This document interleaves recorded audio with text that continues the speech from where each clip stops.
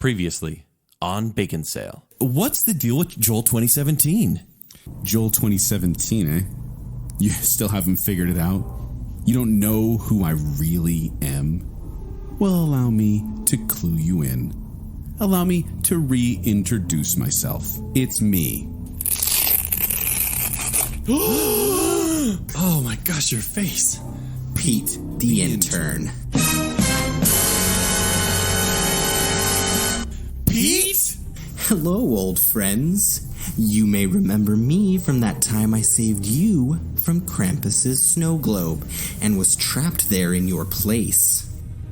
I was there for what felt like an eternity, but a time rift appeared, allowing me to escape. Little did you know that this entire year, I've been joining you in Joel's place. I've sabotaged the show on the air and upset the listener on social media. You mean this entire year, anytime you've been grumpy or dark, it was never actually Joel? Not even close, Kent. What have you done with our Joseph? Well, Jake, I don't think it really matters. Do you? Because you're never getting him back. Jake, this is all my fault. I'm the one that caused the time rift. I've created the darkest timeline. Joel's been lost to us for a year. I need to go back. I need to go back in time now and save Joel. You can't possibly go back again. You will have to run faster than you have ever run before. Wish me luck, friend. I must leave. Run, Kenny, run!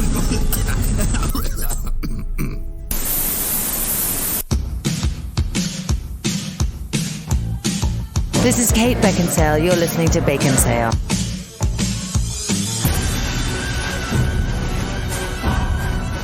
Guys, guess what? It's season 4! Yay! There's so much excitement there. Oh, so man. gleeful. Wow. I never dreamed we'd even make it 4 episodes, so this is really impressive. Wait, you didn't give us even 4 episodes? Not after the first one. Yeah. Jeez, well, I'm actually surprised we're back here today. This has been actually a really tough journey over the past few It weeks. has, and we appreciate your patience. But welcome to Baconsale. I'm Joel. Welcome back, Joel. Yay! I'm Kent. And Jacob. But is it really me? I think so. Well, I know. Ask me a question only Joel would know. I kept tugging on your face earlier, and it doesn't seem to come off, so I think we're good. What? How many kids do you have? Many. That's correct. It's Joel. Oh, it is Joel. Yeah. No, it's been crazy. Kent, I mean, thank you. Thank you again for saving me. You're welcome. I'd like to apologize for us kind of leaving you out for an entire year, but I went back in reverse time and saved you from the clutches of Pete. He ran faster than he's ever run before. Yeah, thanks That's all to you, it really Jake. takes. It's the motivation It's from yelling you. that, yeah. But here's the thing that I had to do is I had to go back. We recorded an entire season with you, Joel, but the problem was it was slightly better with Pete. What? As you. What are you saying? No. I'm really sorry to say this. I'm not saying he was more funny, but you said some really embarrassing things on the show that I couldn't quite edit out. In my timeline. In your timeline. It was actually somehow a darker timeline than you not even being on Baconsale. Wow. So I went back again, and I reverted back to Pete. And so Pete sounds was like we're you. actually kind of grateful to Pete. Just like the way it was. Yeah, that's how exactly. at least my mind just, that's all the way it remembers. But now we know it's you. Yes. But here's the thing as well. Pete, he's in a good place. Yes. Not saying he's dead. He's in a better place. A better place. Yeah. Mentally and as physically. I had a good talk with Pete. We sat down. There's no hard feelings there. We decided we were going to give him a paid vacation. Yeah. So he's Considering we used his timeline, he kind of earned it, honestly. Yeah. So, Yeah, that's true. So he's in Aruba and enjoying himself there now. And when we get back, we're going to give him a position as a paid intern. Yeah. And that was really the only reason he's okay with us still doing the show and he's not terrorizing us anymore is because he's the only one getting paid on this podcast. So he'll be helping us out from time to time. Yes. But also, we took an extra week off this time. We apologize for that. Very but sorry. We had a lot to do, including building this beautiful and amazing new recording place. I mean, we're it's not in. really beautiful. I do It's like- cool. It's more like awesome. It is I awesome. like the new digs. No, Yeah. Kent created a secret panel Yes. that we can then go into, and he has a recording studio it's like a bat cave. Not a bat cave, because No? we probably can't say that. No, it's more like a bacon A cave. bacon cave. Bacon cave. Bacon cave. That sounds weird. It's new digs for the new season. All right. So speaking of Should new, we cover these walls with bacon? No, I don't think Bacon so. wallpaper? Just yes. pictures of bacon. Yes on that. Is Bacon Wallpaper available at tpublic.com/Baconsale where our merchandise is? It will be soon. All right. Yay. So we're at season 4, everybody. That's insane. Season 4. And we're going to keep doing what we've always done in the first episode. More shows. Yes. It's sad to say, but most TV series actually go really downhill at season 4. So we're going to... No, season 4 is classically the best season of any show. For example? Every show. For example. I'm thinking of 2 right now that Buffy? it's not. Buffy's not. Buffy's bad. It's definitely Buffy. Lost? Yeah, Lost. Season was 4 rough. was easily the best season. No, it was not. Of Lost. Are we sure Prison Jacob Break, isn't Pete? Prison Break, season 4. That was the best one. But we're going to do our best to bring you an excellent season. Gilmore Girls, right? 4th season. Huh? It was actually pretty good. See? All right. Now he's back. We know it. Yes. But we want to do our best to entertain you. And so we have a whole, we actually got a pretty decent outline of what we want to do for the entire year. Thank you, Kent. Yes. And we're going to build around that. But also any suggestions you have, please submit them and we'll put them on our official list. Can we get an extra window in here, though? It does seem kind of dark. Yeah, I'm sorry about that. It's just, I'm really sorry. soundproofing. We can't really. I don't want creepers to poke their heads in, really. Okay.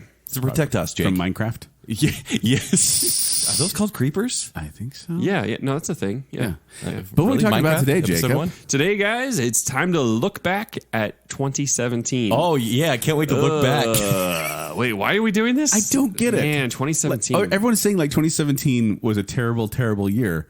I thought it was much better than 2016. It was. It absolutely was. And so by comparison, I was like, I like 2017, okay? Well, like headlines every day were just like, Well, no, there's some terrible stuff that happened. But that's not what we talk about on Baconsale. What are we talking about on Baconsale? movies of 2017. Yay! So, as per tradition, we're going to be talking about our favorite movies that we watched last year, and we're going to be and our least favorite, And the not so favorite, yes. Yeah. Are we going 5 worst, 5 best? Yeah. We'll end on a high note. Yay. And as Kent, Jacob are inevitably going to bring up, Kent and I do things a little differently in that he does movies that were exclusively released in 2017. Yes. Whereas I do movies that I saw for the first time in 2017. I feel like you're almost caught up to movies, though. I be- feel like in your 32 young years, okay, I'll say. you have caught up to movies that have finally come out. Joel, I don't want to year. give any spoilers. Okay. But I was shocked by how current my list was. I'm so proud of you. Yeah. I mean, honestly, I like that you do it this weird way, but it is definitely a weird way. I don't see how it's weird. You watch it the first time of the year, it's new to you. We've covered this ground. I know. so much. I think we should do it every year, though. We'll talk about how it's weird. Joel defend it. Yeah, and We don't he'll want. complain about us. But yeah, let's do this. Let's just start. Yeah. Kent, why don't you kick us off? Number 5, worst. Number 5 Number worst. 5 worst of 2017. No one's going to be surprised with my number 5 choice. It is Guardians of the Galaxy. Man, I want to start guessing. Can we guess Volume next 2. time? Guardians of the Galaxy Volume 2 is on your worst? It is the 5th worst movie It's on Joel's best. of the year. Kent, that doesn't make any sense. You had Kentmas. You watched so many bad movies in a row. if No, people that's a good don't point. know, You've seen some really bad stuff. In the last week and a half of December, because Christmas was just kind of mediocre, I have Kentmas. That's generous. And I watch bad movies on purpose that I haven't watched the whole year. And Such as, boy, what were some of the ones? they're going to be on this list. Okay. But I can't believe Guardians of the Well, for Galaxy. example, Book of Henry, I watched that one. That's know that not one. going to appear on this list. I don't remember Book of Henry. It was a Colin Trevorrow's movie that don't know who lost Colin him the Trevorrow job on the Star Wars movie. Really? I have no idea. I watched Chips. I've been abducted for the past year. I have no idea what's going on. I'm saving you some time here. You Chips- watched wait, Chips- like a bag of chips? You just watched You're them? saying that Chips, the TV adaptation of the movie adaptation of the TV series, is better than Guardians of the Galaxy Volume 2? No, that's stupid. Baywatch. Let's see what else did I watch. Baywatch was better? Oh, so you like Zac Efron I watched more Monster than Chris Pratt. Truck. You like These Monster are, you're Truck saying better these are too? all Monster better Truck is than better. Guardians of the Galaxy. It is ridiculous. But Joel, there's 4 worse movies than Guardians of the Galaxy. I know, 2. but the fact that it's on there bugs me. All right, if it's on there, you have to do some sort of like. I have many quotes. Okay, all right. So the You Guardians, got quotes? the Guardians must fight to keep their newfound family together as they unravel the mystery of Peter Quill's true parentage. Now do a fake one about Kurt Russell being stupid. Kurt Russell is stupid.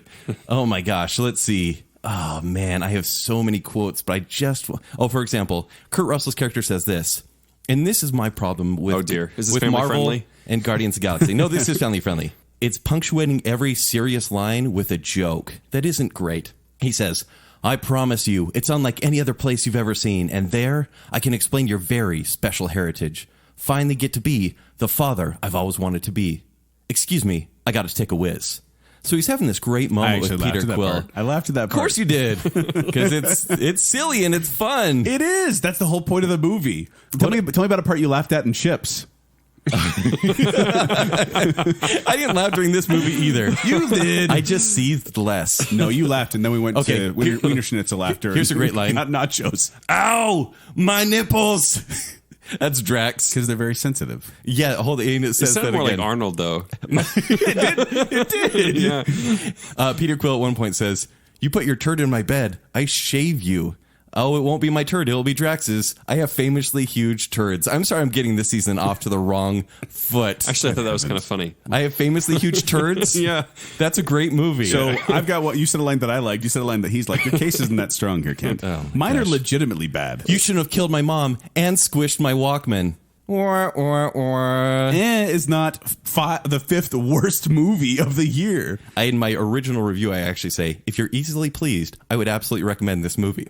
You'll see the flaws, but forgive them because you just want fun. All in all, this is a crowd pleaser, so it's kind of positive, but not a Kenny D pleaser. It is far less original than the first movie. The fun feels forced and often falls flat. But when so much fun is thrown at the wall, something is bound to stick. D+. That's so ridiculous. You cannot put that as worse when you've watched Baywatch and Chips and Mother. Baywatch had at least Dwayne Johnson, who is Captain Charisma. This movie had no story. Oh, no, I guess I forgot how much you love Zac Efron. That's a good point. Oh, you're right.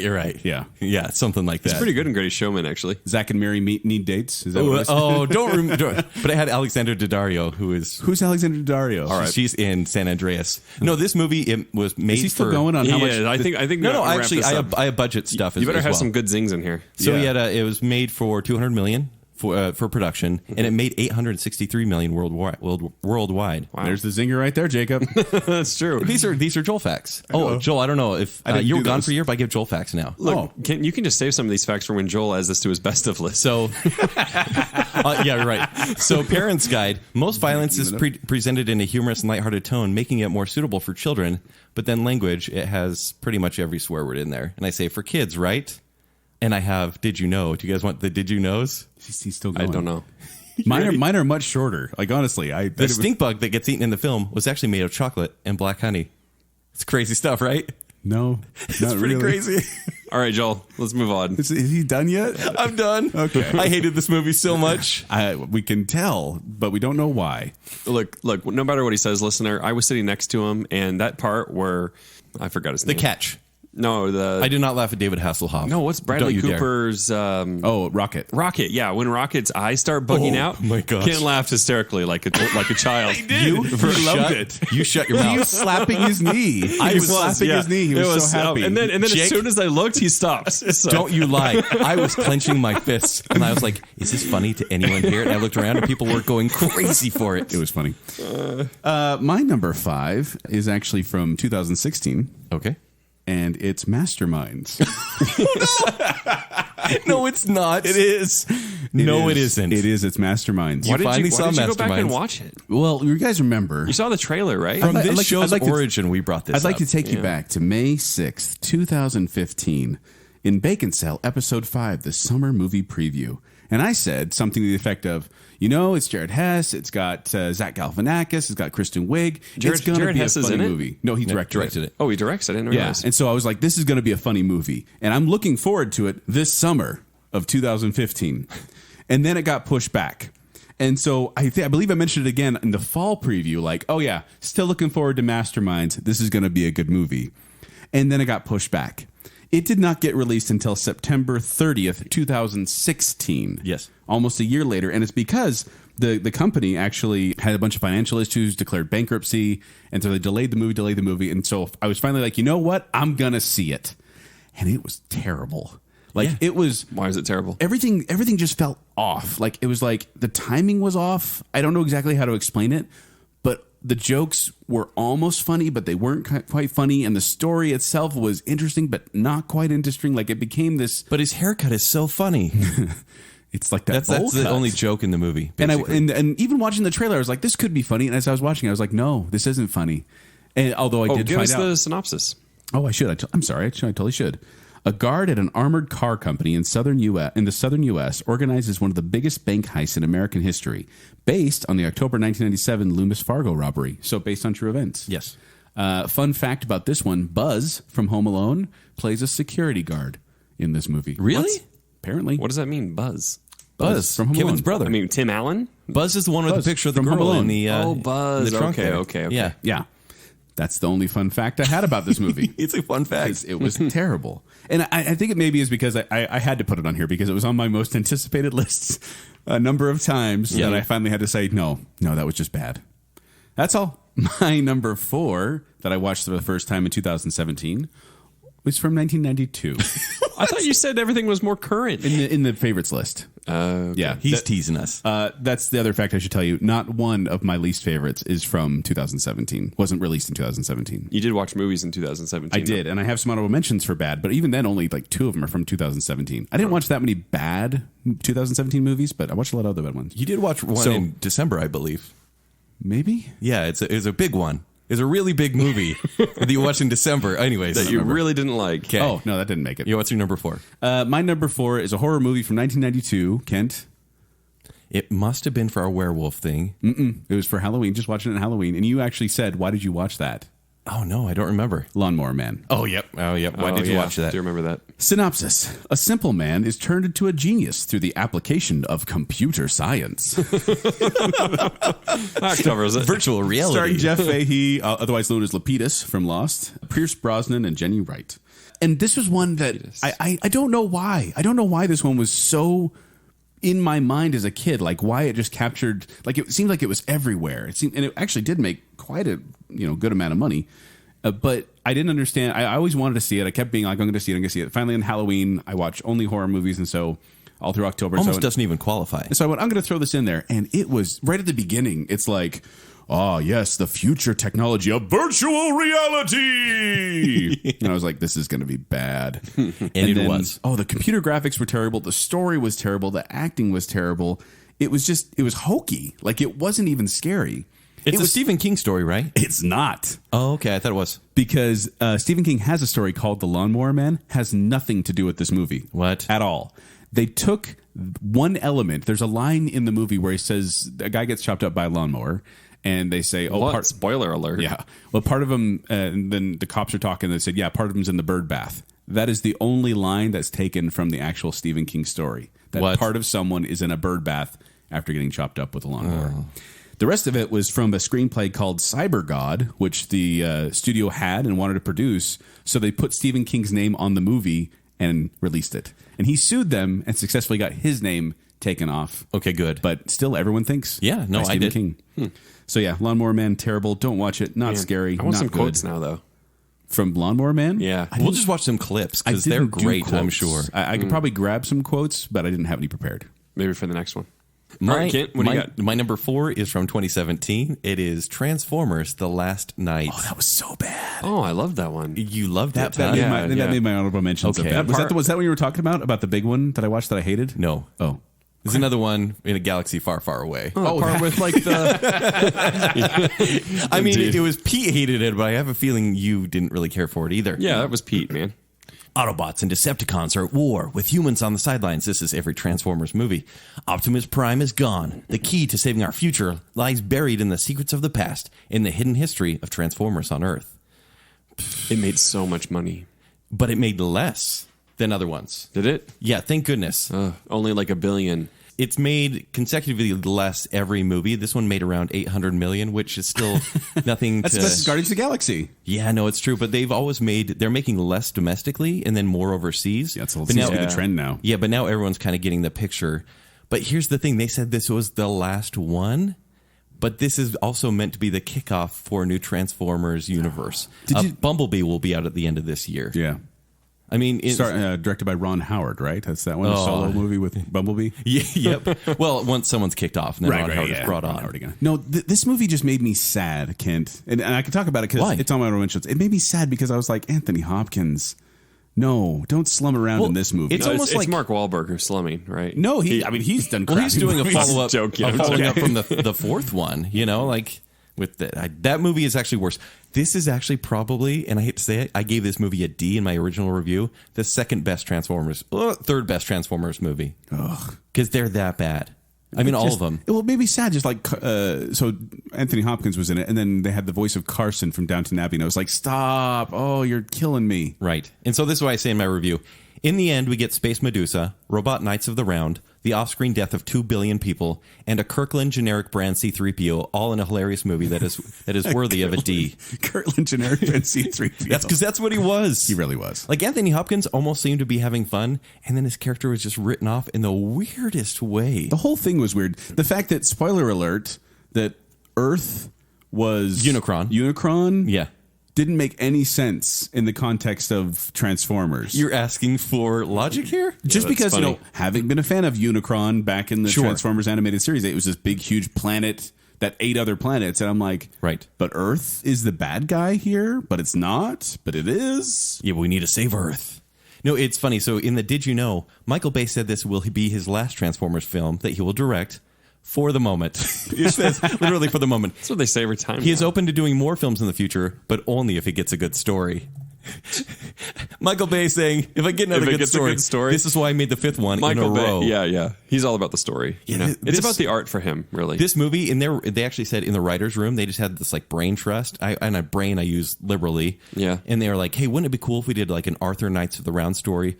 Wouldn't it be cool if we did a World War II story? And Michael Bay is like, let's do both. And make Earth a bad guy. So bad. This movie's awful. And not only... And I hate to say it, it's almost so... it's too easy to say it's one of the worst of the year, but it really was. Is. Well, and not only did it ruin... I mean, you can't ruin the Transformers franchise, but it pulled Arthurian legend into it. I love Arthurian legend. Right. There were 2 bad Arthurian The next movies. one's actually going to feature Sherlock Holmes. It probably will. Don't say that. You just gave him an idea. Jake, no. Anything that's like free domain now, or what's it called? Public domain? Yeah, public domain. Yeah, anything. They're just going to use it all now. Yeah, so. I'm so sad. Oh, man. All right, Joel. So it's my number 3. Yeah, another one. Yeah. We're getting into it. The third worst movie of the year is the Emoji Movie. That only made 3rd. Only 3rd. What is that at now on Rotten It's because Tomatoes? he really liked that winky face. No, I remember there was a review. All the reviews are bad. It was a 0%. It was going a solid 0%, and then one reviewer gave it a positive review, and people attacked her. Oh, like that's they were sad. so mad. Was it my daughter? Because I'm pretty sure it was my daughter. Oh, it's got 10 fresh reviews now. It's at 9%. Wow, well done, Tomatoes. Emoji Movie. So I've told this story a few times on Ronin, but Jake, I don't know if you've heard this. My daughter, who is 8. Oh, no, she liked it. Yeah, she was like, Dad, we should go see the Emoji Movie. And I'm like, honey, it's time for you to start liking good movies. Like, you're old enough that I'm going to educate you in good film. And so, like, I started showing her more serious films, like Fight Club. Did you give the synopsis, by the way? Oh, no, I didn't. So, here's a synopsis Emoji Movie. So you know what your daughter's enjoying here. Jean, a multi-expressional emoji, sets out on a journey to become a normal emoji. Starring T.G. Miller, James Corden, Maya Rudolph, and Patrick Stewart as Poop. I don't even know what you just said. Like, I kind of zoned that out. Yeah. It's one of those unique kids movies where someone doesn't like the role that they're being forced into, so they try to break out of the mold. Interesting. So does she prefer Matrix or Fight Club? Matrix, actually. Matrix. That was really cool. Good on her. Right? Yeah. So, hey. It's not take as it funny easy. when people don't know how old she is. So this, so she was telling me to go see this movie. I finally watched it with her on rental. I'm not seeing this thing in the theater. And she was like, Dad, what'd you think? And I'm like, hun, there are just better movies out there. I really try to softball the insult here to my 8-year-old daughter, but I just had to be like, it wasn't. Is that a new leaf you're turning over? It is. Be nicer to my kids. But I was like, there's your movie opinion sucks. I was like, you're going to get older and you're going to like better movies. For now, it's okay that you like this movie. Aw. I'm real condescending that way. I was going to say, that was condescending and sweet at the same time. Right. But here's what's funny. I looked up on sweet and condescending milk. the best kind. So, Parents Guide. Like condensed milk? Comes from sea cows. Oh. Ooh. Now it makes sense. Okay. On the Parents Guide, 8 out of 16 people found the sensuality. Can we get one of those in the Bat Cave? Or Bacon Cave? Sure. Nice. You just interrupted sensuality, Jake. Sorry, sensuality. Go on. So wow. Family friendly. 8 out of 16 people found that the sensuality and nudity in this movie to be severe. High Five shows his butt. In the Emoji Movie? Yeah, 8 There's out of 16 people. sensuality? Yeah. It actually has a severe rating, even though it's rated PG. And then someone wrote, This movie is so bad it will give you PTSD and damage your children. So I guess someone got into Parents Guide and wrote this. Wow. It is not funny or entertaining. It is the lamest excuse for a movie. Do not give Sony Pictures your money. It will hurt you. And even the director said he didn't take this movie very seriously. He said these are the toys of the 21st century, and we need to rush to make it because people aren't going to even know emojis in 6 years. So he knew he was making a cash grab movie, and this thing did make $130 million globally. Was made for $50 million, so it just barely made its money. Yeah. May get a sequel, which is really depressing. No. What? They haven't said, but it made double its money. Emojis are already out, though. Like, You'd hope so. it was like 2 years too late, even as it was. Jake, have you seen this movie? No, of course Joel? not. No. You have many kids. How have you not seen this movie? He respects them. Yeah. I raise them well. I apparently don't, but I raise them to make good choices. from now on, Shawshank Redemption, this pizza and movie night, that's what we're watching. your daughters don't need to see the sisters. She's going to love it. Anyway, so that's my number 3. Nice choice. My number 3 is actually, speaking of animated movies, it's an animated movie. In fact, it was the best animated feature of 2006. And it's directed by George Miller, and it's Happy Feet. It's Happy Feet. We had to watch this one for our non-Disney animated tiering show that we did for Baconsale, which if you haven't listened to that, go back and listen. Here's a synopsis. Into the world of emperor penguins who find their soulmates through song, a penguin is born who cannot sing, but he can tap dance something fierce. Is that a quote? Yeah, it's the IMDb synopsis. Elijah Wood, Brittany Murphy, Hugh Jackman, what's his name? Mr. Smith. Help me. Hugo Weaving. Hugo Weaving's in Yes. it. From the moment... Isn't Robin Williams in this? Yes. From the moment this movie began, it starts off with a horrible karaoke number of Hugh But the Jackman. dancing, though, right? Dancing penguins. You really like that part. Hugh Jackman acting like Elvis and Nicole Kidman acting like Marilyn Monroe in their voices. So it's like this, I think you better dance now. Oh, and then like, it's just so grating. I hated that. I missed you, Joel. I want to hear that again. You will. And as I said on the Disney show, my review said, Happy Feet made me want to club a bunch of penguins, and I don't think that's the reaction the filmmakers were going for. It's so annoying, and then it just gets so preachy near the end. Sure this isn't Pete. I have many children. Adds After Effects. It was a bad yeah, timeline. it's, a while there gets you a little... Yeah. Yeah. But no, it became preachy, and it's a cliched story, but then it just gets so in your face about how awful humans are and how terrible we are. And I'm like, this But is give us your money to awful. see this movie and its sequel. Yeah, I didn't see the sequel. No, I did. Did I? I don't remember. I may have blocked that one out. It was really good, though. But that sequel. No, seriously, 2006, the award should have gone to Cars or Monster House. Cars? Or Flushed Away or Open Season or Bambi 2 or literally any other animated film that came out that year. Because Happy Feet, as cool as the penguins kind of looked, as cool as the Northern Lights may have looked, and the merging of live action and animation together, this shouldn't have won. Yeah. But it was the 10th highest grossing film of 2006. What? What the heck? Parents, you know better. I mean, They want to see dancing penguins. I think I better dance now. But that is the year of like number 1 was Pirates of the Caribbean, Dead Man's Chest. Number 2 is Da Vinci Code. Number 3 was Ice Age Meltdown. So That was a bad year. yeah, number 4 was Casino Royale. Okay. So that's okay. that was the year of Superman Returns as well. Yeah. So not a great year, but really Happy Feet is just awful. And yeah. Well, there was a quote, Jacob, I thought of when they said, Oh, yeah? I need to do everything penguinly possible. There you go. Ken liked it. That's pretty funny. All right. On to number 2. What's your number 2?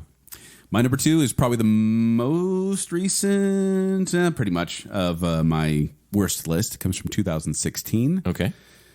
and it's the Best Picture winner of 2016. Oh, controversy on Baconsale. The movie is Moonlight.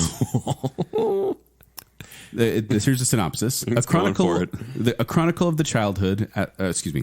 A chronicle of the childhood, adolescence, and burgeoning adulthood of a young African American gay man growing up in the rough neighborhood of Miami, starring I can never say his name, Mahershala Ali, Sheriff Earp, and Duane Sanderson. Ken, how did your daughter like this one?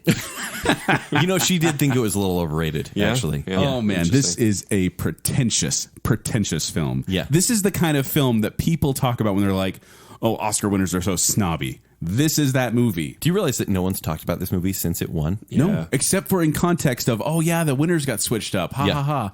Moonlight's terrible. It's a terrible movie. But it's like the Emperor's New Clothes of movies. you can't talk bad about it. You know, because everyone loves it, and it's the best movie. And if you talk bad about it... Well, it's a sensitive issue. It checks off all the boxes, and so there's lots of that's my other point. That's there. exactly my other point. It is a checklist of Oscar winner bait, where it's like exactly what you think cliched Best Picture winners are going to win. And it's not that good of a movie. It was boring. It was way too long. And I can't ever say his name. Mahershala Ali. Mahershala Ali was in it for 20 minutes. He does very well. Barely spoke. He does very well. He got the best supporting actor. I thought he was good. For no apparent reason. You know who it should have gone to? Jeff Bridges in Hell or High Water. Oh, yeah. He's so good. That was a better performance because that was so nuanced. Like you hated him and you loved him at the same time. Mm-hmm. That's what I like. So I wanted to mention this, that when we did our Best of Pictures, Worst of Pictures, when we watched all the Best Picture winners, Oscar winners, my original list for Worst Hated was From Here to Eternity, Chicago. This is 5-1. So 5 From Here to Eternity, Chicago, American Beauty, Gigi, and Cimarron.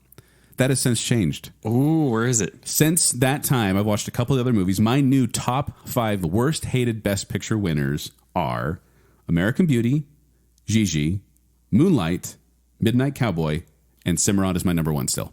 Because Cimarron's Cimarron's the worst. Wait, so what got booted out? Chicago and From Here to Eternity got bumped off that list. We all laughed. Moonlight was terrible. La La Land really should have taken it because this movie, it's just terrible. And it's my number 2 worst hated. You know what's funny? Now with everything that's gone down, American Beauty will not be seen as a very good movie. No, it definitely will not. You saw the light before everyone else. I did. You should follow my opinion more often, Kent. Yeah, we'll see. All right, give us your number 2. My number 2, and then we'll go into honorable mentions. And I've got to say this: usually my top 5 or my bottom 5 of the year are generally comedies because I feel like when comedies fall flat, when they don't actually succeed at being funny, what are they? And so most of these movies, Marvel movies, on my list. No, actually, well, that was my number 5. Don't feed him. don't give him ammo. What are they? Well done. My number 2 is Rough Night. Rough Night. Scarlett Johansson. Oh, that's the one that was Zoe a ripoff Kravitz. of the other movie. That's Weekend at Bernie's. No, the one where they have a bachelor party and someone. Yes. Oh, Very Bad Things. Very Bad Things. It's a ripoff of that movie, right? It is. So it's isn't it the inverse? It's just like a sex reversal or something. Is that? Never mind. What, Joel? What? Joel, what were you going to say? Nothing. I didn't say sex change anyway. So Thanks, Jake. I'm just trying to put more bait out there for you. Okay. Things go terribly wrong for a group of girlfriends who hire a male stripper for a bachelorette party in Miami. Miami. Kate McKinnon plays an Aussie in this movie. Oh, it was so... How was her Aussie accent? I thought it was terrible. Okay. Actually, she's fine, but it was a character she was playing on SNL. Like, I think Kate McKinnon is a funny woman. She is. But this movie, everything was just grating. It was just like literally, I felt like I was in a cheese grater, like a Kenny grater, and Like someone just was unpleasant things were happening, or just it was like an annoying sound.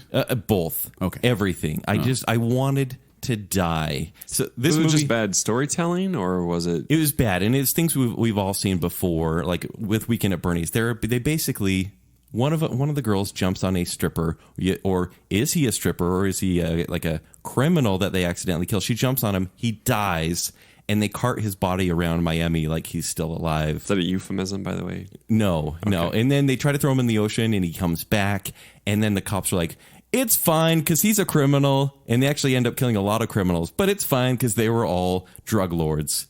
And this movie is just embarrassing to watch. Like, Scarlett Johansson is like a promising senatorial candidate in this movie. What? Yeah, and that's kind of the story. It's like, oh, these girls get back together. Yeah, her? Yeah, her. And and it's an aggravating movie. I don't think it's funny in the least. It's really, really crass, which that was the point, but crass done right, sure, the shock value is there. This one, there was nothing there at all. I can't go on anymore about how much I hate this movie. The real question, though, is what grade did your daughter give it? I will not allow her to see this movie yet. What? Really? No. I want her to see good movies. Kid, that's the point. You have to see how Guardians of the Galaxy Volume 2 does not fit in with these other movies. Well, it has nearly the same grade, Joel. I know, but that's what I'm saying. Like, this one was an F. You have to see why it just doesn't match up. I was but here's my problem with Guardians of the Galaxy 2. Does it have merit? Absolutely. Is it a colorful movie? Yeah, it's actually a really pretty movie to look at. Kurt Russell's fun. The ending Kurt Russell actually does do a good job. There's some action, but I was annoyed. I was just annoyed like the whole time. I think you're just having a bad night there, buddy. Maybe. Thanks, buddy. But yeah, this movie, which was originally called Rock That Body, Rough Night, is terrible. Please, no one ever watch this movie. It's kind of manipulative and soulless is the trouble with Guardians 2. So we still talking Guardians? Yeah. You're right, though. Yeah. I don't agree with it at all. I think they took something they You guys built. are going to be so disappointed. Oh no! Really? Yeah. Okay. I already know. Like that was. There's only one movie that could beat Rough Night in my list. Honorable mentions first. Oh, Yeah. honorable mentions. I've already named them. So Chips, Baywatch, Monster Truck, which was actually kind of just funny in a B movie I can't sort of believe way. the budget they had for that, though. Isn't that crazy? It was insane. Really? Amount. They had a huge budget, like $200 million or something like that. Yeah. Star Wars: The Last Jedi is definitely probably number 6 on my list. It's not good.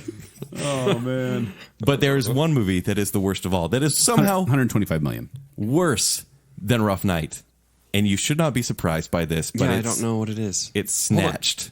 Sorry, I didn't let you Snatched. guess. Snatched with Oh, Amy Amy Schumer. No. Isn't Yeah. it just Snatched? No, that's a great movie. That is a great My daughter movie. loves that I love movie. that movie. But Snatched I want a Craven. with Craven Blue. You like dogs? Dogs. So this movie, Amy Schumer, Goldie Hawn, they play mother and daughter. Synopsis is as follows. When her boyfriend dumps her before their exotic vacation, a young woman persuades her ultra-cautious mother to travel with her to paradise, with unexpected results. This is a real disappointment. Were all of these we were fake laughing. Were all of I yours get it. comedies? Except for Transformers, and that's debatable. That could be considered a comedy. There were jokes. There were lots of jokes. And Guardians, that's debatable as well.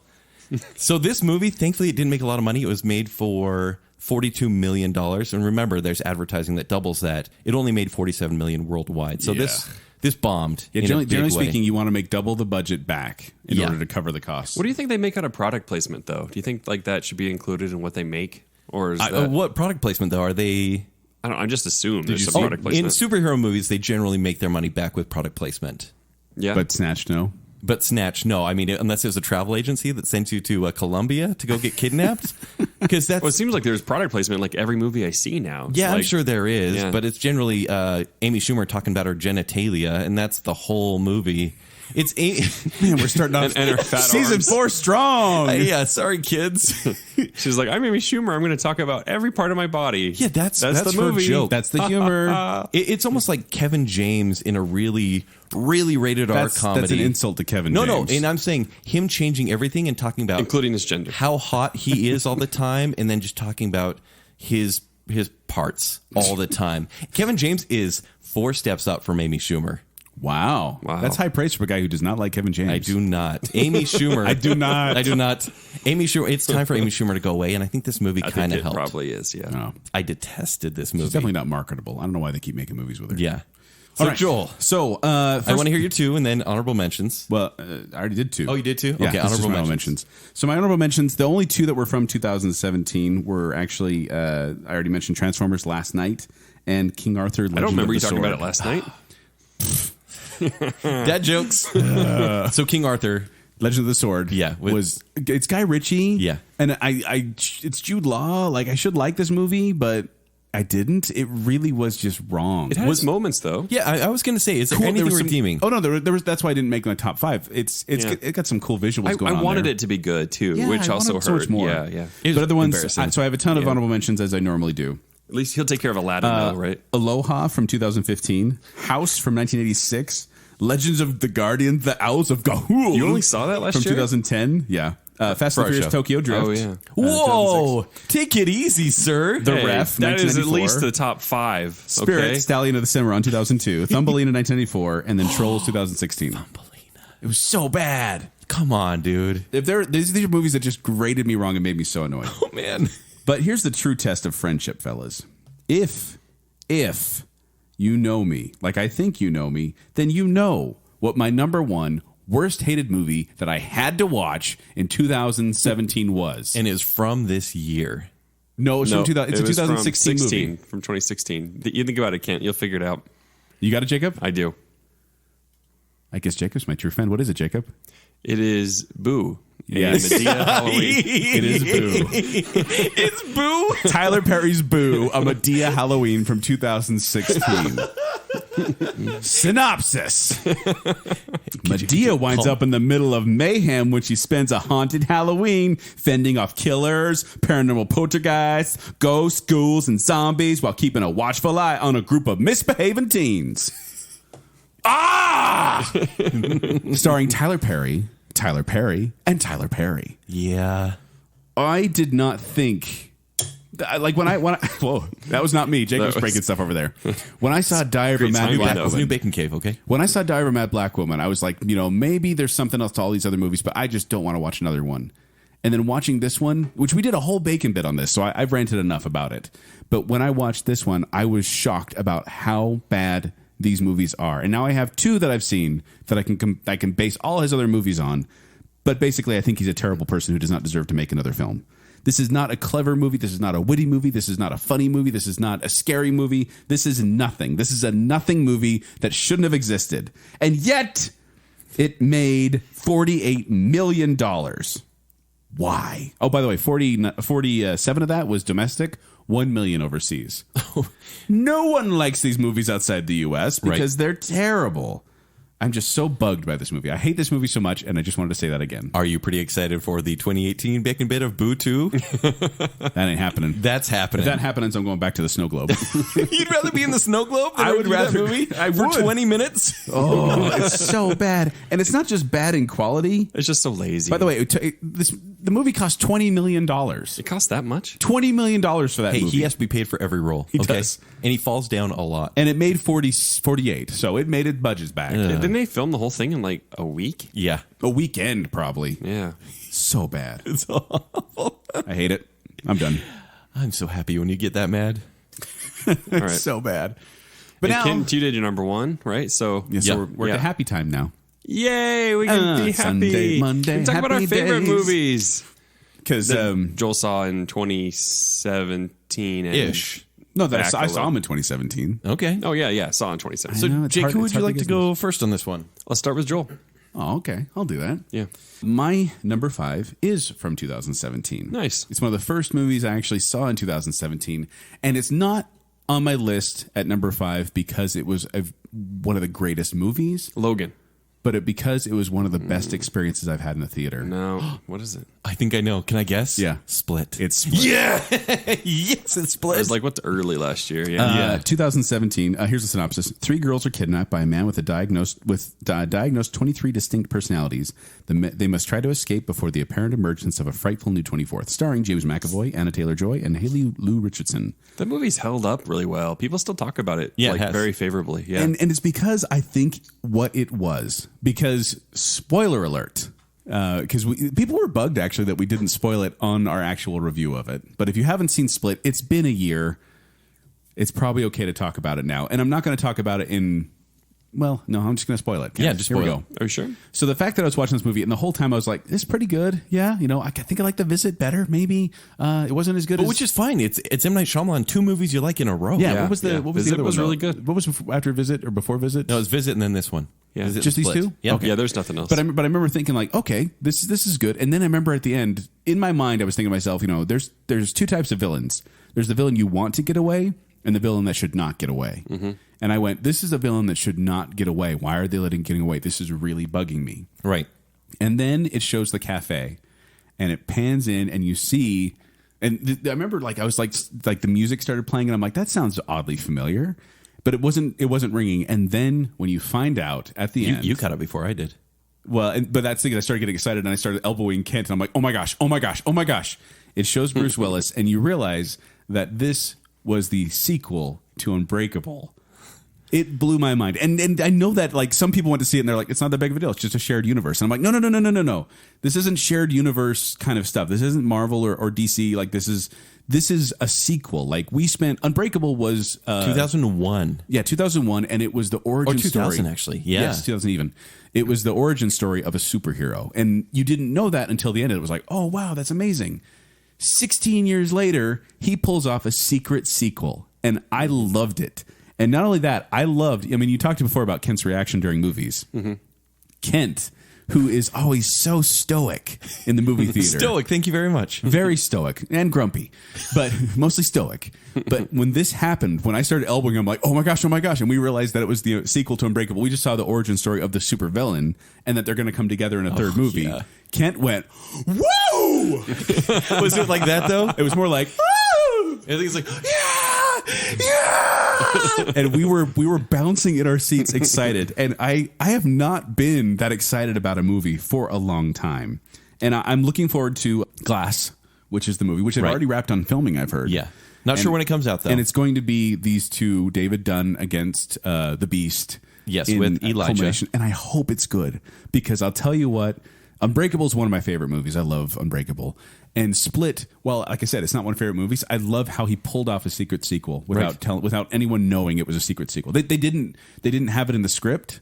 They filmed it separately. They had to get permission, I think, from Disney in order to use the character David Dunn, because it was Touchstone. But I'm really, this was such a fun experience in the theaters. So I actually have low expectations for the third one, because it's not a surprise anymore. Yeah, you probably should. Yeah. And I mean, M. Night Shyamalan has had his bombs as well. Yes. But I just hope for the best on this one, because, man, that was a fun twist. Right. When he bombs, he bombs. Oh, he bombs big time. Yeah. Yeah. Fingers crossed. All right. Went off for a while, Kent. My number 5 is Wind River. Ooh, that's a good one. Yeah, I love this movie. So, kind of a longer scenario or synopsis. A veteran tracker with the Fish and Wildlife Service helps to investigate the murder of a young Native American woman and uses the case as a means of seeking redemption for an earlier act of irresponsibility, which ended in tragedy. Written and directed by Taylor Sheridan, who did Sicario and Hell or High Water. That's not the synopsis I read, though. The synopsis I read said Hawkeye and Scarlet Witch in the forest. Yeah, that's basically in the forest, and that's it. Yeah. That's all. That's all you need. That was the pitch meeting right there. Yeah, I think that was the user synopsis that you read. Yeah. Oh, probably so. Probably. So this movie is made for 11 million. It's made 33 million worldwide. So that's I mean, all? it's but I mean, it's but for the kind of movie it's triple it is. its budget. Also, it was bought for like probably 10 million at Sundance as well. And so, add on to that, like this was a success. Yeah. And for Taylor Sheridan, who is just on a roll, I can't wait to see anything else he does. He's doing Sicario 2. Is he? I believe so. He's not directing, but I think he's helping to I think write he's writing it. Yeah. Oh, I'm kind of worried about that movie, but that's for another show. But if he's in charge, I'm going to be okay with this. That movie stayed with me, actually. I mean, like... Wind River did? Wind River, yeah. Mm-hmm. It's like, she ran 4 miles, or whatever. Funny story about Wind River. So I watched it on VidAngel or ClearPlay. I don't remember which one. Okay. But I watched the movie. It was a good movie. I had the filter settings pretty low because I wasn't overly worried about it. But I get to the end and I was looking, as I do, as the credits are rolling, I'll get on IMDb and look up trivia about the movie, or get on Wikipedia and read about the background as the credits are rolling. Because just kind of good time to kind of digest the movie. And I get in there and it says John Barenthal. And I'm like, John Barenthal wasn't in this movie? Mm-hmm. Why? That must be wrong. You didn't see him at all? No. He was completely cut from the movie because... 7-minute scene, gone. Well, because of the horrificness of that scene, it was gone. And then also there was another part when he did a good job too, naked, right, in the woods. Yes, and they cut that scene out too. So I didn't know he was in the movie at all until. So afterwards. What you're saying is it's Hawkeye, Scarlet Witch, and Naked Punisher. And the Punisher. Yeah. No, so I saw that this. That is kind of funny, isn't it? I saw that, and I'm sad you missed that, because there's the scene right before that is amazing. You're sad I missed the horrible assault scene? In a way, because then she knocks on the door, and all of a sudden you see this flashback, which feels out of place, but it builds up, and it's awful to watch. It makes you sick, and then it comes back to the door knocking scene, and then it gets worse. And just for my benefit, I wanted to say this. Even without that scene, something, as soon as I think Jacob pointed it out too, that just something's off when they start flanking them, and you're like, something's wrong. And then when she got up to the door, I'm just like, don't stand in front of the door. Don't stand directly in front of the door. What are you doing? Like, there was already kind of some panic there, even without the scene, something was off. So just credit to the filmmaker for building tension even when a whole scene. So I saw this at Sundance. I'm going to play that little hipster card I set before you guys sort of thing. But it was one of the few good movies I actually saw at Sundance last year, and I saw a dozen movies. Yeah. And so thankfully, this one kind of saved my experience. And that was one of the last movies I saw. Oh, this year was, okay. Of last year. My original review, I said, this movie is an amazing directorial effort by Taylor Sheridan. He has a mastery of subtlety that builds to an unbearable tension. Throughout this movie, you can't help but appreciate the scope of the frozen landscape, A-. In this whole movie, you feel cold, and but the emotions that they just surprise you with, because Jeremy Renner's character is just largely apathetic this whole time, but there is just this rage. He's just shut off emotions. Like, Yeah. that's just Yeah. easy. You discover more about him. It's like, oh, he's protecting himself. He's very protective of himself. Yeah. So the Did You Know? So Gil Birmingham, Julia Jones, and Graham Greene have all had a role in Twilight, playing characters from the same Quileute tribe. So they're part of Team Jacob's tribe. So you're saying they recycle the same Native American actors over and over Well, again? yeah, I mean, but they're great actors. But I was like, well, this is a connected universe, maybe. Twilight? It may be with the Marvel universe. Shared universe, yeah. Yeah, in a really, really dark story. Yeah. But I watched this movie again 2 weeks ago, so I've only seen it twice, but it hit me just as hard the second time. The nice thing about it, though, is it doesn't leave you hopeless. No. Not at all. It leaves you more kind of just like... There's vindication in it, I'll say that. There's Not vindication, justice, but even yeah, at the a end, little bit of there's justice. just sadness there. There's but some it's- justice, It's like too, a yeah. hopeful sadness. I don't know how to explain it. At the Yeah. end there, I was just like, man, that's awful. But I hope there's going to be a better life for these people. A little bit. Oh man. All right, so do you want my number 4? Let's hear it. Favorite movie? Are there any guesses? Jake, do you have a guess for my 4th favorite? Fourth favorite? No, Yes. that'd be hard to know. All right, so my 4th favorite, Joel, do you have a guess? Let's get up to the top 3 and we'll start guessing. Yeah, I think so too. Blade Runner 2049. I should have guessed that. Were you gonna would've guess been a that? good I guess, should have yeah. guessed that. I thought you were going to put that in your top 3. This movie, it started somewhere at 13 when I was thinking my year-end list. I was like, Really? Man, I really love that movie. It's hard to really just sit there for 3 hours and go, okay, I'm going to sink into this. But the movie, you can't help but sink into the movie. But the more I thought about my list, the more I thought about movies that have stayed with me, and then watching it again, man, it crept up to number 4 and Yeah? could creep even higher. Did you like the original Blade Runner, Kent? Look, I Kent, you're among friends here. No one else is listening. okay. Will my credit card be taken away if I say I didn't really like it? No. Okay, I appreciate it for what it was, but then I went, wow, that was kind of overblown. Like everyone really loved that a little too much. Handshake emoticon. I'm actually with you too. Actually, it's pretty good. Yeah, but, no, I love Rucker Howard. Does a great job. but Yeah. it kind of falls into cliche for Well, me. and there's so many versions, and some are better than others. no, the Final Cut's a great version, actually. I know, but even then, it's just. I agree with you. I respect it.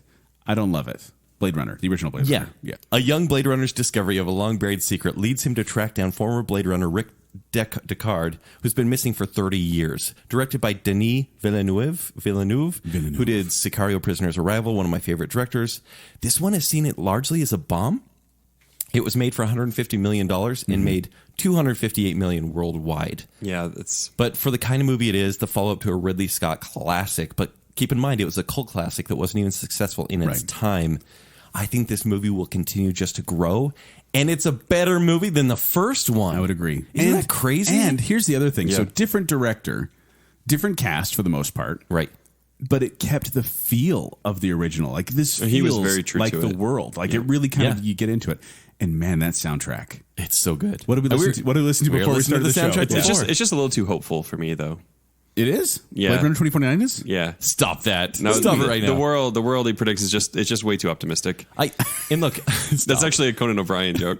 oh, He's on because Twitter saying he's like, I really like the movie, except it just predicts way too okay. optimistic I of a don't world. want to yeah. give too much of the story away, but it goes in a very generic way. You're like, really? Are they going this easy with the plot? And then spins it on its head in not like a totally unexpected way, but in a nice direction.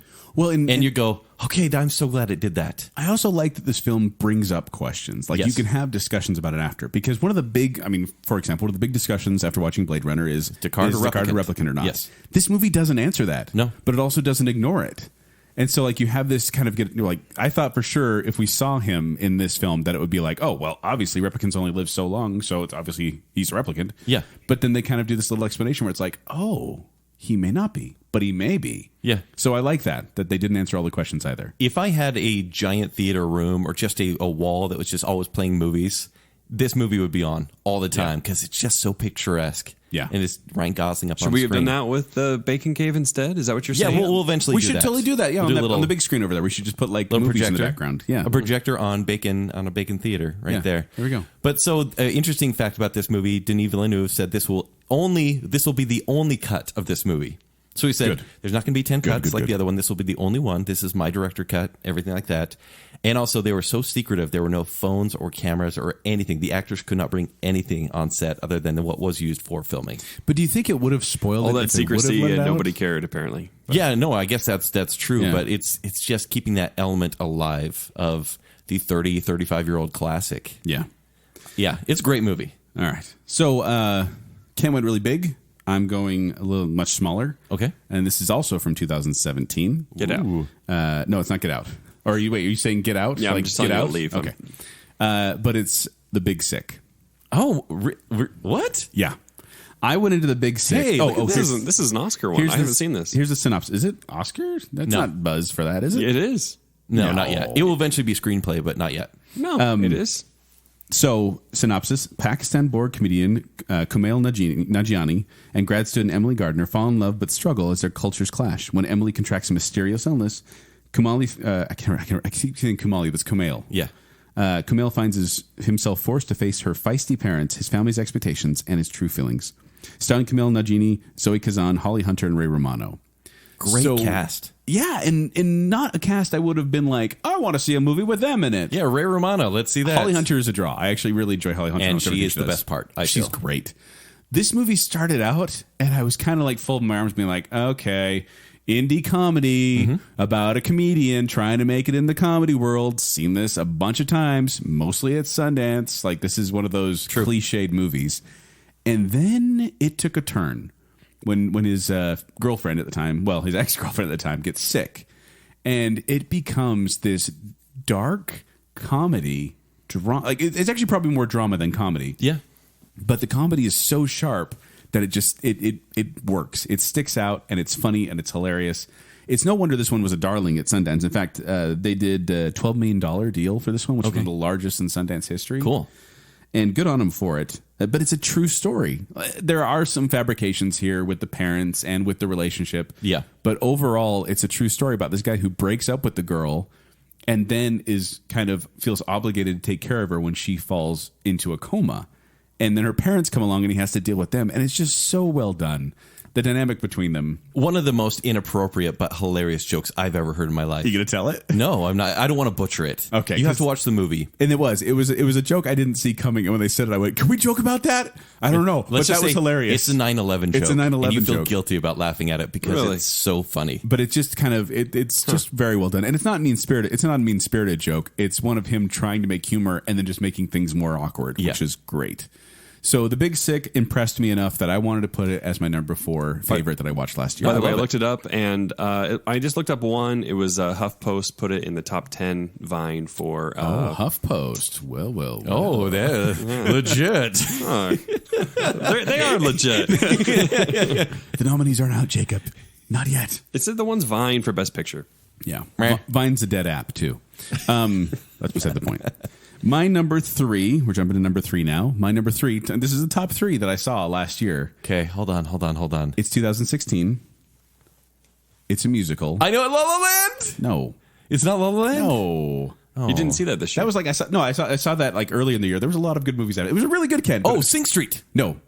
I saw that last year. It's animated. It's Moana. Oh. What? Yeah. I went into Moana. Haven't heard of that one. I don't know. Yeah, it's, synopsis. In ancient Polynesia, where a terrible curse incurred by the demigod Maui reaches Moana's island, she answers the ocean's call to seek out the demigod to set things right. Starring Ali Carvalho, Dwayne Johnson, and Rachel House.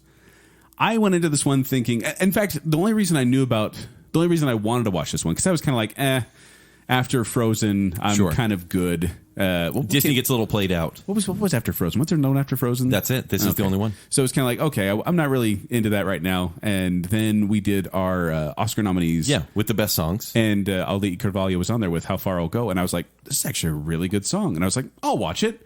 So I watched it, and I was floored by how much I enjoyed this movie.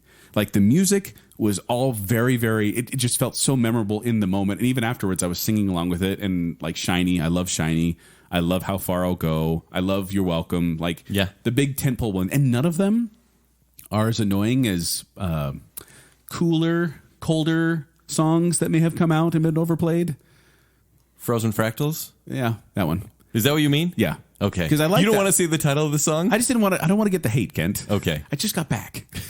But I felt like maybe I'm not sure he started in 2018 outright. Yeah, maybe it's because my scared. daughters have a doll that sings "Let It Go," but I am tired of that song. Yeah, we had a Build-A-Bear that sing "Let It Go," and when the batteries ran out, I was like, I was like, oh, it's a demon.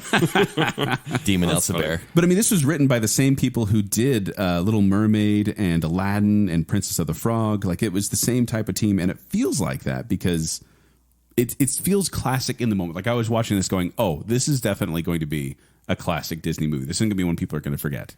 And Yeah, I think you're right. it made my top 3 for best I watched last year. Guys, I have some good news too. What's that? The Big Sick is also in Forbes' list for most likely to be Best Picture nominee. Jacob, but the nominees aren't out yet. Yeah. Anyway, all right, go ahead, Kent. Hashtag clickbait right there here on Baconsale. All right, so are we on number 3? We're on number 3. Do we have any guesses? Jumanji.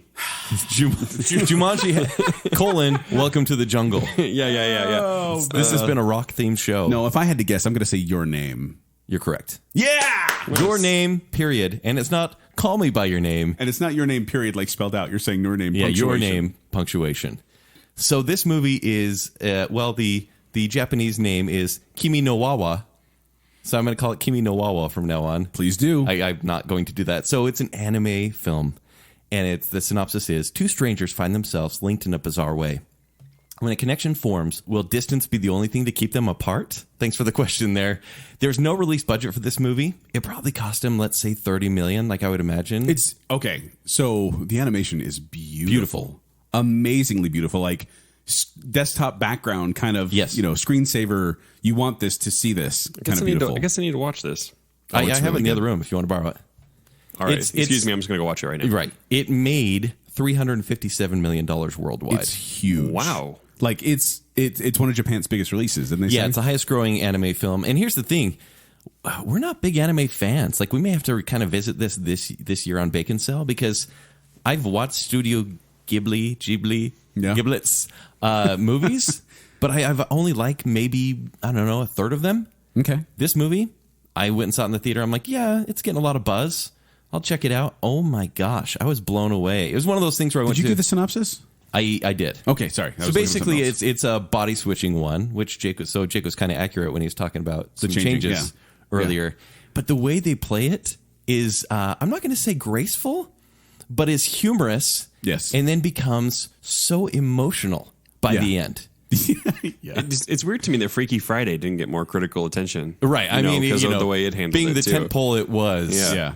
No, but here's, And it's actually a fairly clean movie too. Like this is one you can watch. Teens probably. Yeah, teens. Because there's a few moments where you're like, yeah, if I was a guy in that situation, I would. Am I wrong? I don't know what you're saying, but I'm creeped out a little. Yeah. You'll know. I haven't seen it. And actually, that's in the parent's guide, so I don't want to say that, but it says it's played for comedic effect. So the English voice one was voiced by Andrew Garfield and Emma Stone. Really? Yeah. I didn't. I don't like dubbing. They made those two Me work neither. together? I like subtitles. Yeah, I watch subtitles. Yeah, so they work together. They're friends again, I think. Sorry, I just realized something, but I can't say it because it's a spoiler. Okay. So she died in that movie, yeah. Her snap. back broke. Oh snap! it's like I've used that joke so many times. So my original review, I say, your name approaches levels of Kubo and the Two Strings for me. It actually surpasses that Thank now. you, Kent. Oh, you're talking about the movie. Yeah. I loved it and have thought about it often since seeing it. My name? And then I said, sing it again may You're saying some really nice stuff about Joel. Yeah. Sing it again may improve the score, but for now it gets an A minus. And so I saw it again. It got an A second time around. Oh, okay. I thought own you it. said see Your it again name. and improve the score. You're talking about Moana, right? No, I'm not talking about we Moana. both had animated. Yeah, in our animated favorites. movies. No, This one, I agree with Kent. This is great. It did not make my list of top 5. Okay. but it made my honorable mentions because you recommended it to me, and I was like, yeah, sure, I'll see it. And I watched that one. That's And, really and it's good. one I struggle with recommending because, well, it's anime. People don't have the tolerance or patience. But this one is, I'm not even going to say it's a relatable story, but it's a nice sci-fi story. And it's weird because, Jake, I'll have you watch this. First 5 minutes, you're going to see this theme song that starts off, and Yeah. it feels like a TV series. Yes. And you're like, well, this is kind of tacky. And then you're just involved. You're Yeah. totally invested in And the this ending movie. does get a little wonky, Sure. near the end, but then at the end You don't they- care. The payoff is that good. It's like okay, if you're playing a musical piece and all of a sudden there's a lot of dissonance, and then at the end it comes in beautiful harmony. And that's what you get. Like, you kind of get this kind of like, what is going on? This doesn't quite feel right. But then at the end, you get the right emotional note where you're like, this works. Yes. So you like it better than The Big Sick? Which, by the way, Entertainment Weekly also thinks is going to be do that on purpose? a Best Picture contender. Yeah. All right, so my number 2. Do you guys have a guess Yes, for my number 2? I do have a I don't want to waste this, though. So I'm going to say your number 2 You know is it. Logan. No. I don't think Justice Logan's League? on his list. Yeah. Justice No. League. It's not Dunkirk. Justice League isn't even in my honorable mentions. What? Yeah. Yeah, don't you remember? He hates Mixed DC. feelings. Oh, you weren't here. Oh, I know. It's Baby Driver. It's Baby Driver. Yes. There we go. Jeez, I was getting nervous. I'm like, I thought you knew me by now. I know. So after being coerced into working for a crime boss, You don't know me. Come on, Joel. keep going. I wanted Joel to do it. I want you to do it. No. Please.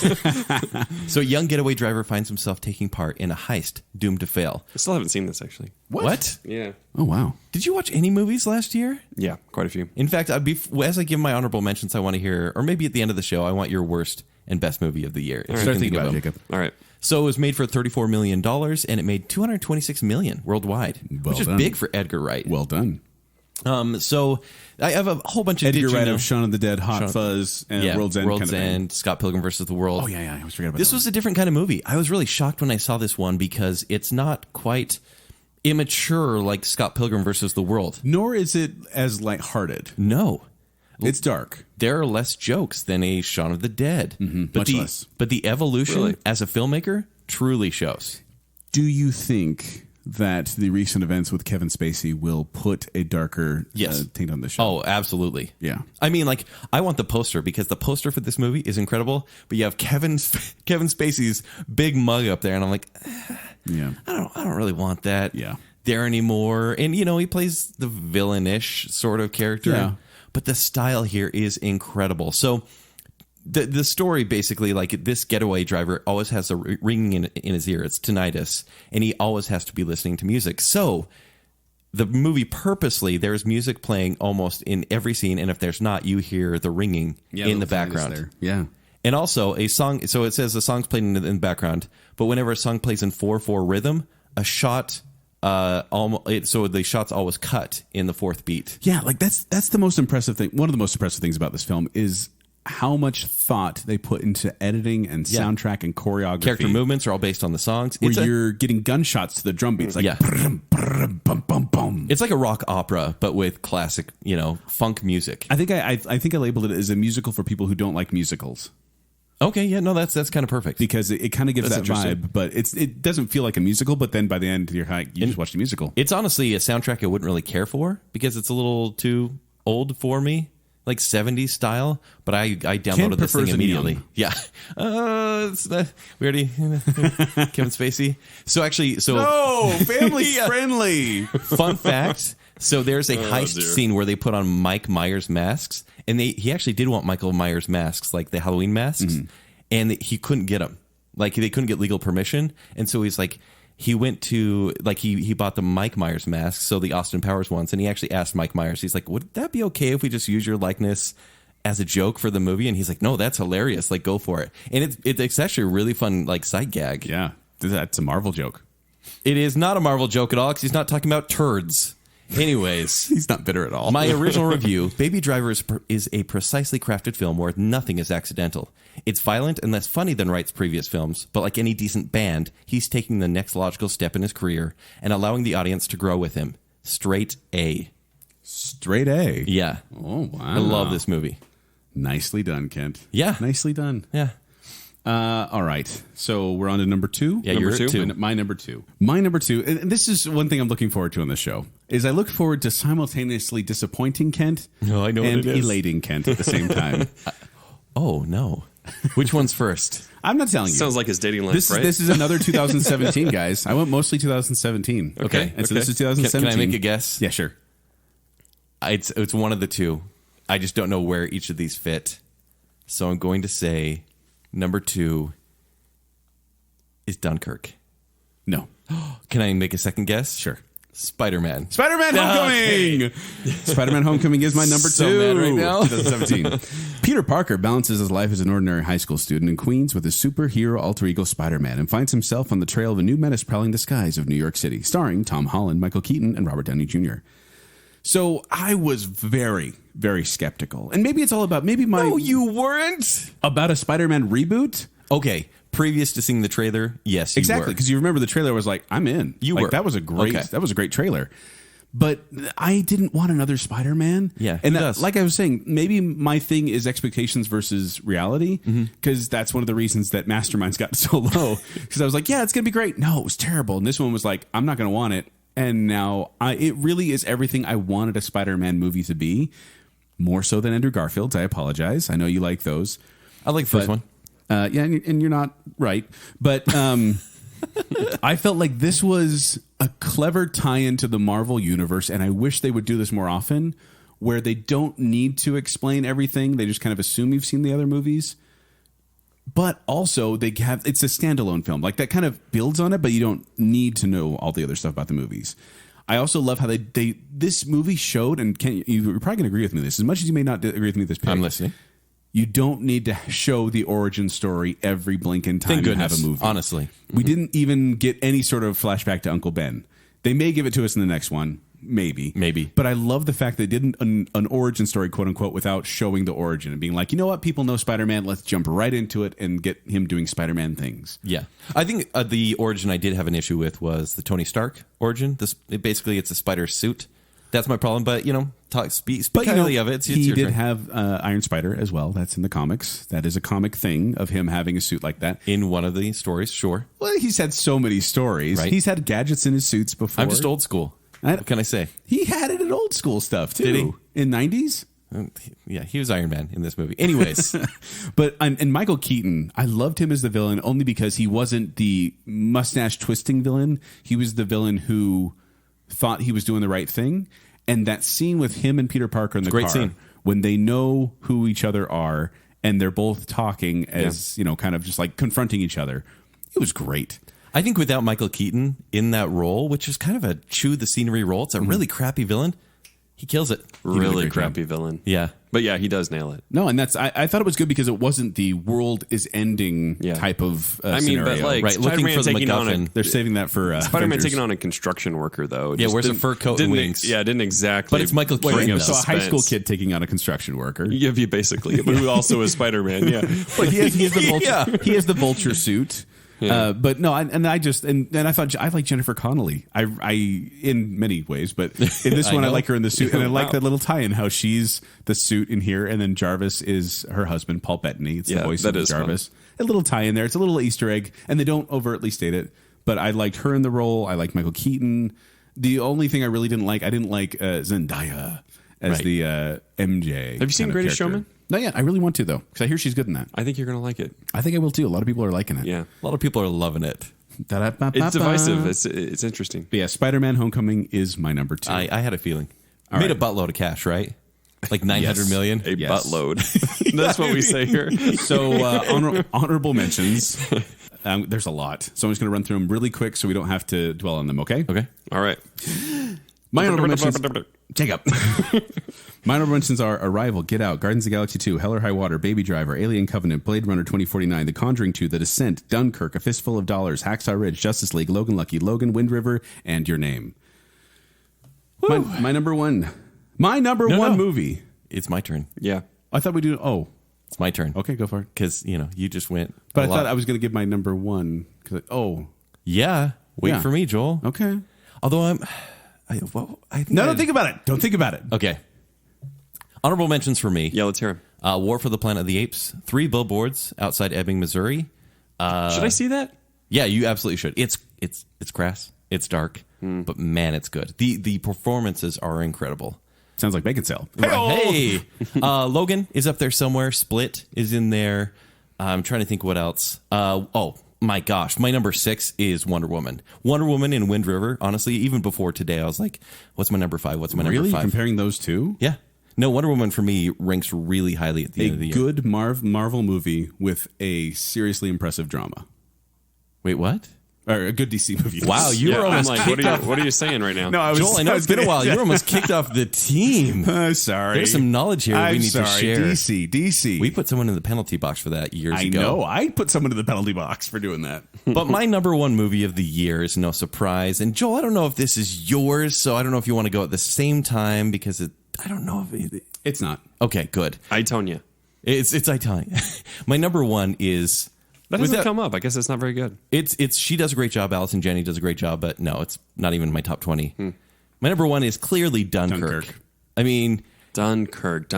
What was that one? Did we go to that one? Did he let us go to that showing? I don't remember. Did he? I let you go to that showing. That's right. Did I not go? I said the joke was I didn't want you guys to come to the screening. Except it wasn't much of a joke because you really didn't want us to go for a while.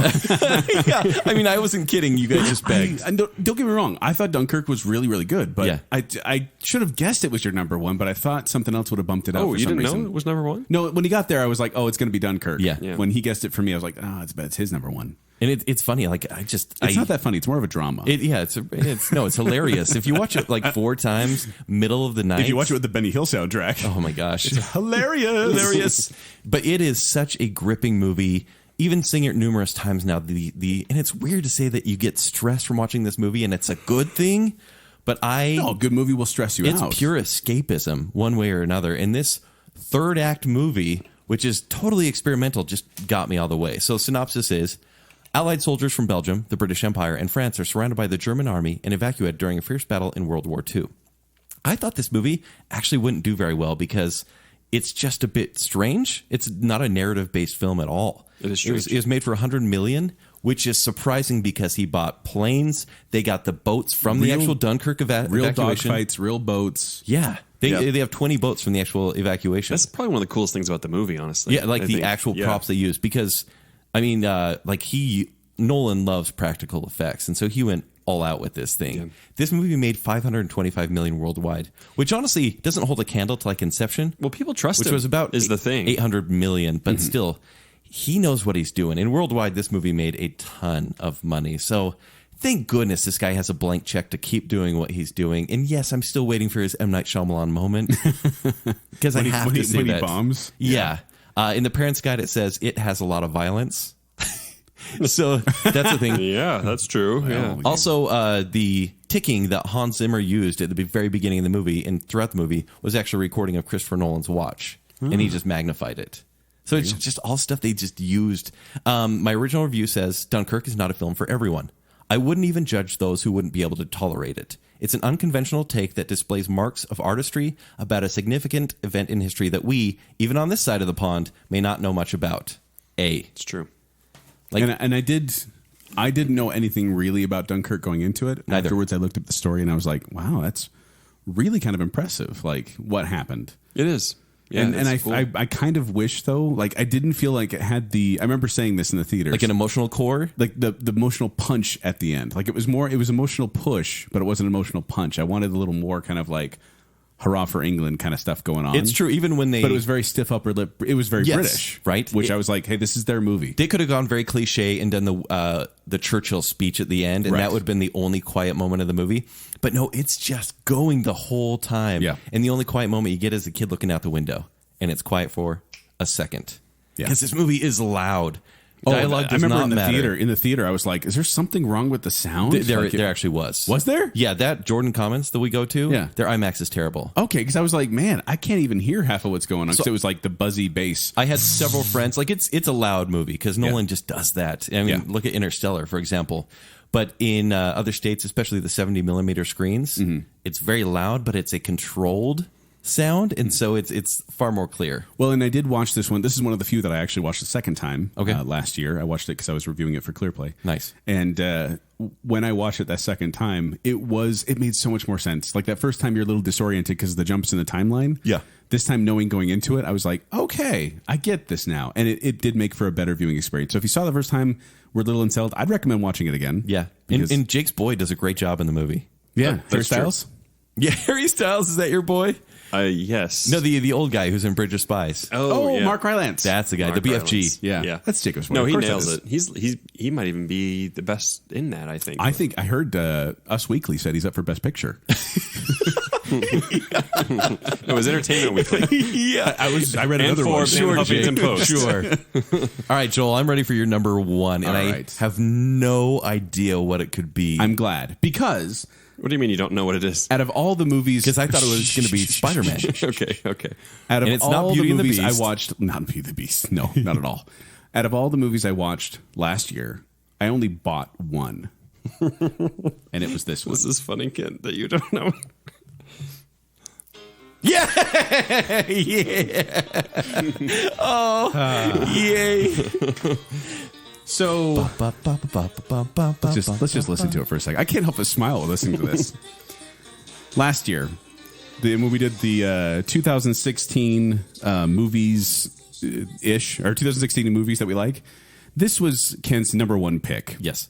La La Land. And still is. It's still the best movie of 2017. And as well. I said, and I quote, I wouldn't be surprised if this ended up on my list next year.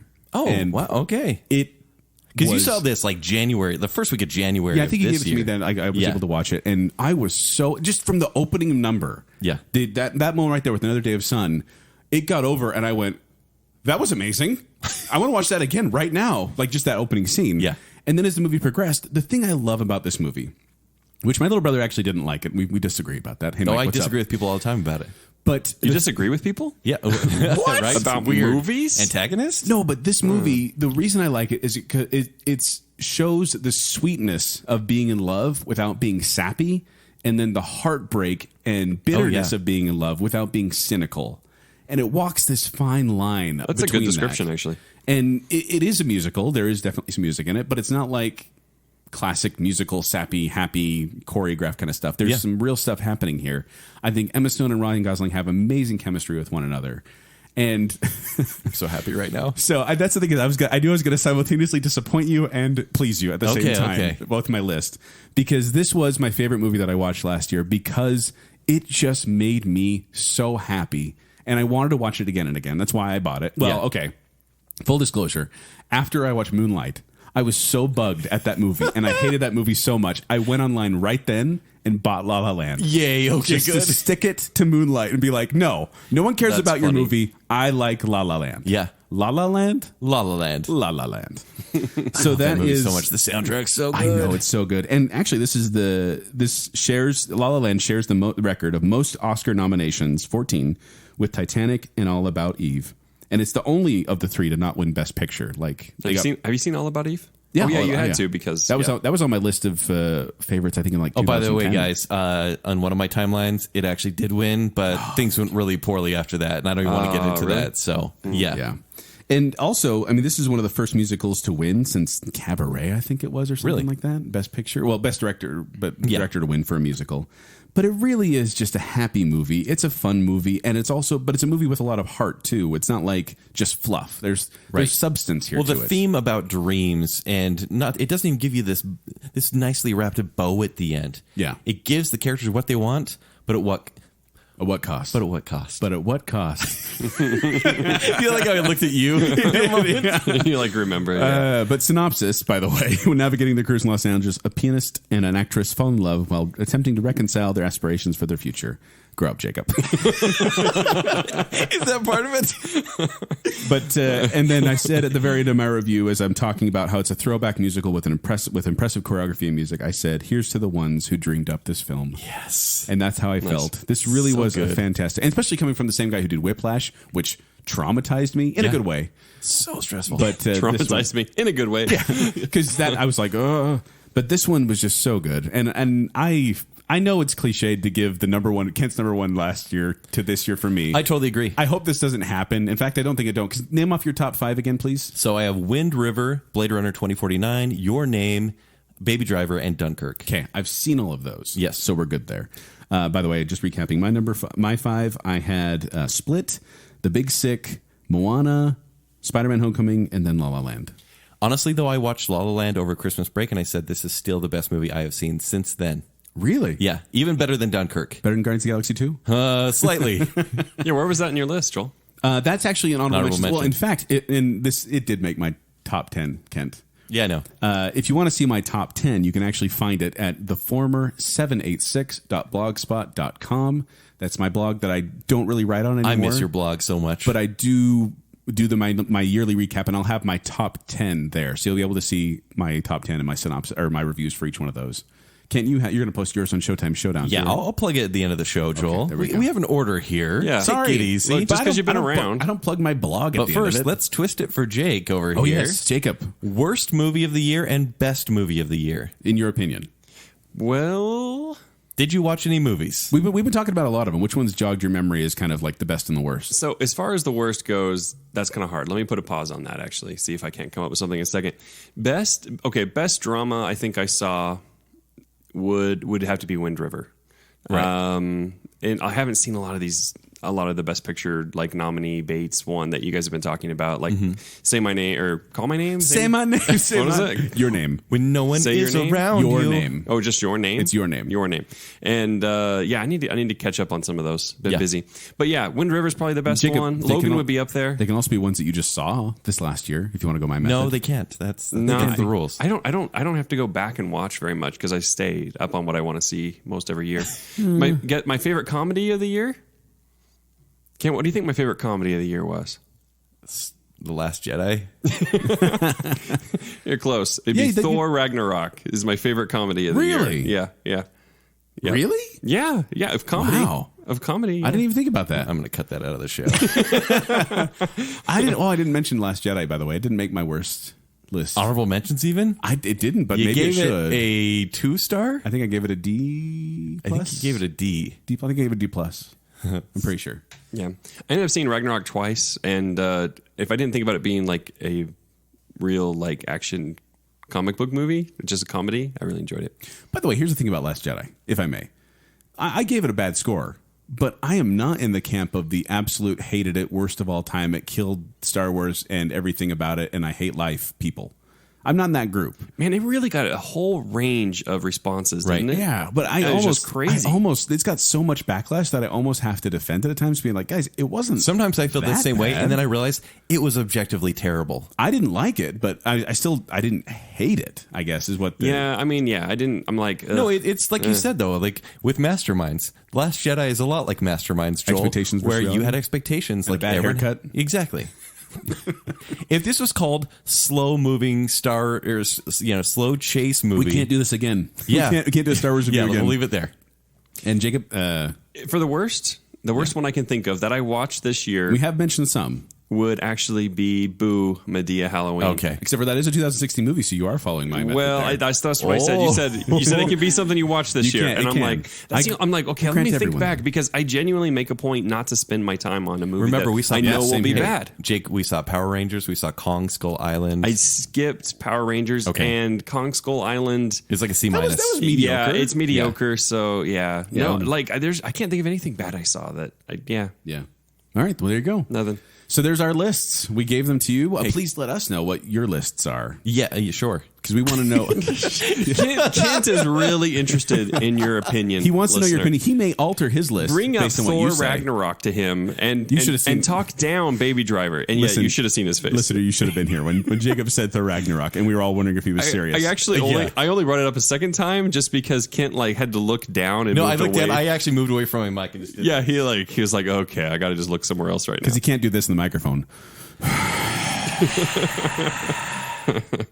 And on that note, Yeah. if you want to find me, you can find me at 76Joel on Twitter. You can also find me performing at Quickwits. They perform every Saturday night at the Midville Performing Arts Center. For more details, go to qwcomedy.com or go to the Quickwits Facebook page. If you want to find me on Twitter and Instagram, it's at Kenny3DD. If you want to read my movie reviews and see my best of worst of lists, and those will be the top 10, much like Joel's, On the former 76.blogspot.com. mine will be ShowtimeShowdown.com.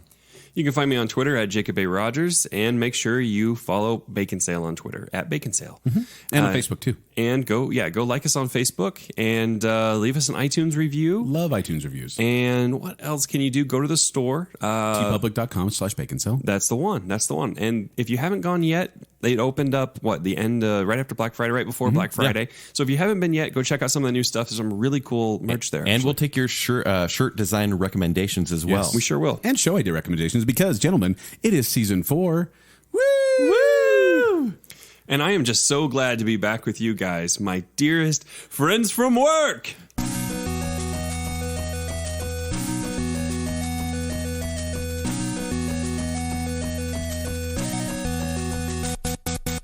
been a while. Long time, been a long time, been a long, lonely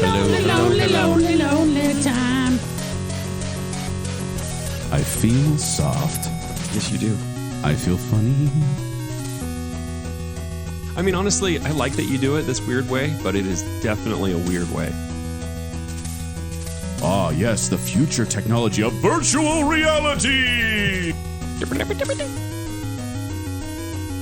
I really try to softball the insult here to my 8-year-old daughter. Say that was condescending and sweet at the same time. Right. He can tap dance something fierce. I think you better dance now.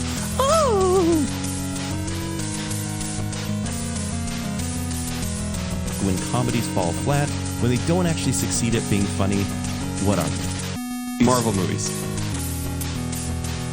Ow! My nipples! Replicant. I wanted to die. With unexpected results. I don't know what you're saying, but I'm creeped out a little. Squirt gives me the burps. Oh my gosh. Oh, it's good to be back.